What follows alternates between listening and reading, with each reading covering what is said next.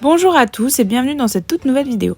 Aujourd'hui, nous prenons la direction de l'Est de la France, plus précisément à Godzen... Godze.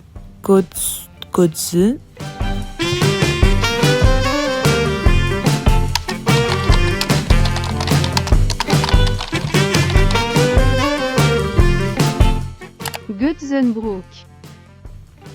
Nous allons explorer les ateliers de Verissima pour rencontrer Gwendoline, lauréate du prestigieux prix du meilleur apprenti de France en 2022. J'ai eu le privilège de lui poser quelques questions et je suis ravie de vous partager cette interview. Sans plus tarder, je vous laisse dans cette conversation avec Gwendoline.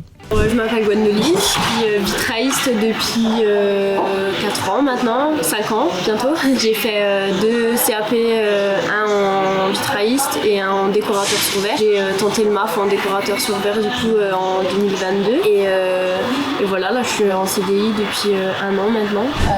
Du coup, tu as participé au meilleur apprenti de France.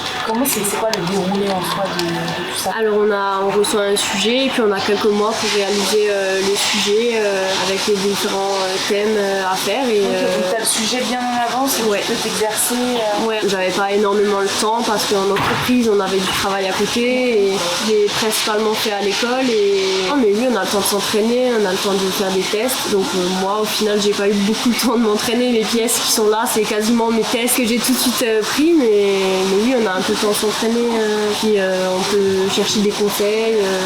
C'est quoi ton projet à réaliser? C'est une pièce sur le thème du tangram. Du coup, ça englobe un peu toutes les disciplines. Donc, il y a du façonnage à la main, il y a du sablage, il y a du bouchardage, il y a du coulage du lait, du perçage. Ça englobe un peu toutes les choses qu'on apprend et c'est une pièce qui englobe tout. Qu'est-ce qui t'a plu dans ce métier? À quel moment tu t'es dit pourquoi pas l'usage là-dedans? C'est un peu une passion de famille parce que mon grand-père il était tailleur dans le verre et ma mère est vitrailliste depuis 20 ans. Elle m'emmenait avec quand j'étais petite, quand j'avais des vacances et j'adorais ça et du coup c'était juste logique pour moi de faire ça. J'aime bien les travails un peu minutieux et surtout le résultat à la fin c'est super satisfaisant. Une fois que t'as su que tu avais gagné, c'est quoi ton ressenti? Hyper contente, je pense qu'on participe sans vraiment se dire ce qu'on va gagner ou pas. C'est kiffant de le faire et puis quand on nous dit qu'on a gagné la médaille d'or, on est trop content. C'est le résultat de tout ce qu'on a fait. Et puis voilà, c'est ta mère, j'imagine qu'elle était. Ouais.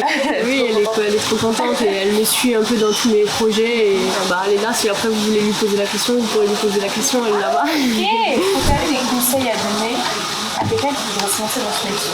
Quel type de conseils? Qu'est-ce que tu lui dirais pour un peu vendre le métier? Après c'est pas facile parce que il faut trouver son atelier. Il n'y en a plus tellement parce que c'est des métiers qui se perdent un peu. Il faut persévérer et on peut toujours ouvrir son atelier. Il faut avoir des idées, des nouvelles choses. Mais après il y a plein de formations à faire, il y a plein de diverses choses. Le vitrail, la décoration sur verre, on peut maintenant mélanger les deux. Vraiment plein de choses à faire et il faut y aller quoi. Il faut y croire. Les qualités requises pour être une bonne vitrailliste? Il faut être minutieux, il faut avoir envie de bien faire, il faut avoir un peu des idées quand même.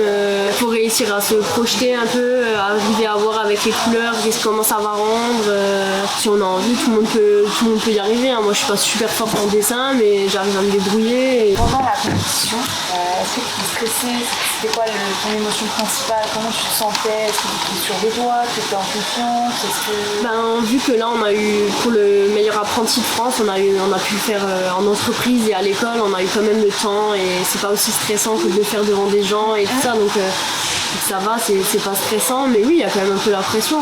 Je l'ai fini tout juste à temps quand il fallait le rendre, donc quand même se dépêcher. Et puis quand on se balade avec les pièces dans l'atelier, on se dit que si on les fait tomber, c'est la dernière chose, quoi. Mais ouais, franchement, c'est une bonne adrénaline, quoi. Et du coup, comment tu vois ton avenir? Projette dans ça toute ta vie? Est-ce que tu aimerais un petit peu aller dans une autre branche? Je me projette dans le verre toute ma vie, mais après oui, il y a plein de branches que j'aimerais rajouter. J'aimerais faire des formations sur la peinture sur verre parce qu'en vitrailliste ici on le fait pas. C'est un peu le métier ancestral, c'est ça, c'est la peinture sur verre dans les églises et puis on tentera d'autres concours comme les World Skills ou le MOF. Verissima me suivra à fond dans mes projets. Tu as un conseil à donner à ceux qui participent au meilleur apprenti? C'est quoi le meilleur conseil qu'il faut avoir? Il faut s'entraîner mais il faut surtout croire en soi et il faut y aller à fond avec l'envie et puis voilà.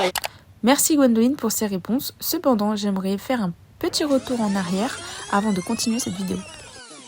Ta mère, j'imagine qu'elle était... Oui, elle est trop contente. Elle est là, si après vous voulez lui poser la question, vous pourrez lui poser la question, elle est là-bas. Merci Gwendoline pour cette transition toute prête. Nous allons maintenant partir à la recherche de sa maman afin de l'interviewer. Je m'appelle Céline. Moi, je suis la maman de Gwendoline. Ça fait depuis 94. Je travaille ici en tant que vitrailliste. Et j'étais vitrailliste jusqu'à il y a 3 ans. J'ai eu des problèmes de santé, de nuque, et je ne peux plus être en position avancée. Pourquoi ce métier? Qu'est-ce qui vous passionne?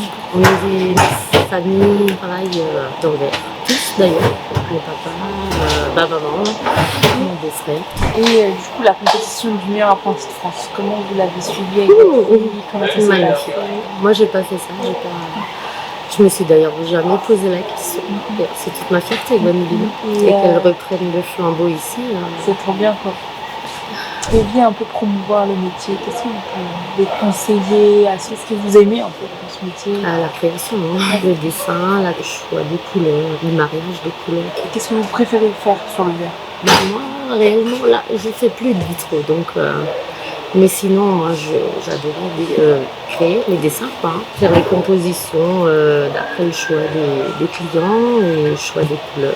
Les conseiller, après j'assemblais bien sûr et je faisais d'autres choses. Donc quand un client venait vous voir, des fois ils n'avaient pas forcément de demande particulière, ça veut dire qu'ils disaient on veut cette ambiance-là, et après c'était à vous. Ouais, à peu près, oui. Ils nous dirigent vers ils aimeraient bien. Et après on compose par rapport à la taille. Ça va aller, le choix des couleurs, est-ce que ce soit plutôt transparent. Vous pensez du coup pour le futur finir votre carrière ici? Je compte bien. J'ai commencé à 16 ans ici en tant qu'apprenti. J'espère pour Gwendoline aussi. Merci. Je vous en prie. Et voilà, la vidéo est dès à présent terminée. Avant de partir complètement, je souhaite exprimer un grand merci à Verissima pour m'avoir accueilli, ainsi qu'à Gwendoline et sa maman Céline pour avoir répondu à mes questions. Sur ce, je vous laisse et je vous dis à très bientôt.